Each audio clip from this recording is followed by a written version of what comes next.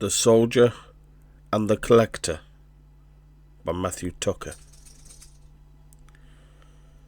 Captain Augustus Remo paced along the spinal walkway of his now barely functioning flagship, the battle barge Via Bellator. Statues of ancient design from a time before the Great Crusade adorned the walkways, now lay in heaped ruins of granite and marble. The ship was ablaze from prow to stern. Multiple decks were lost to void exposure, along with most of his men. After the disastrous assault on a word-bearer's stronghold, what they thought was a ragtag flotilla was in fact a reinforced garrison and battle fleet. Massed orbital drivers, lance arrays hidden behind awespic shielded asteroids, and waves of suicidal boarding torpedoes had whittled down his fleet to this sorrowful state.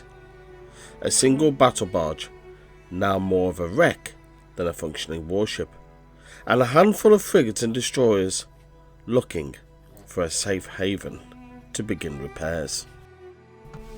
The enemy were untiring, unceasing in their desire to kill, yet the desire to stand, fight and die for the Primarch and Emperor gave them the courage to sell their lives dearly.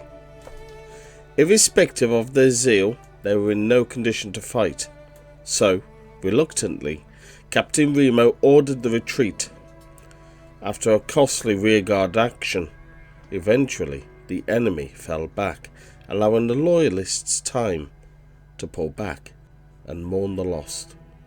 Captain Remo looked over one statue. It was a recent addition, one he had seen installed less than 20 years prior. It was a twin effigy of the Primarchs Guilliman and Horus, the former raising the arm of the latter triumphantly at the crowning of the War Master's new title. Such an event never took place, however, but Captain Remo understood the symbolism. He was once proud to see it installed here, a monument to the War Master and his liege lord. Unsheathing his thunder hammer, he struck at the leg of the War Master. 2 strikes thundered in the echoing hall, connecting with the leg of the thrice-damned traitor. Shattering on the 3rd attempt, Horus, or what was an approximation of him, toppled, pieces of marble cascading along the deck plate in a rapturous crescendo of violence. Damn him for ruining the dream, Remo mused, wiping dust from his aged face. Such potential, so close to the summit of human achievement, all for nothing. He swore never to retreat again. He made an oath of moment from a ragged piece of vellum among piles of paperwork that strewn the deck plate, scattered from a dead menial's grasp some scant meters away. I swear on this parchment, in presence of the Lord Primarch, that I will lead what remains of my men to vengeance. No enemy shall turn my sight. No foe shall cast me away. No thoughts of hopelessness shall ever cast shadow over my zeal, until the War Master and his traitorous hordes are done, or I fall to the Reaper's blade. I declare this oath of moment by this matter, and by this weapon.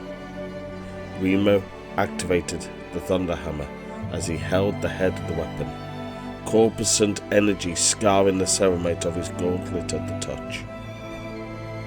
He secured the parchment inside one of the empty magazine pouches at his belt. My lord, his voice squawked, breaking the silence of the earth. Come in, Lord Chaplain. we have found a planet.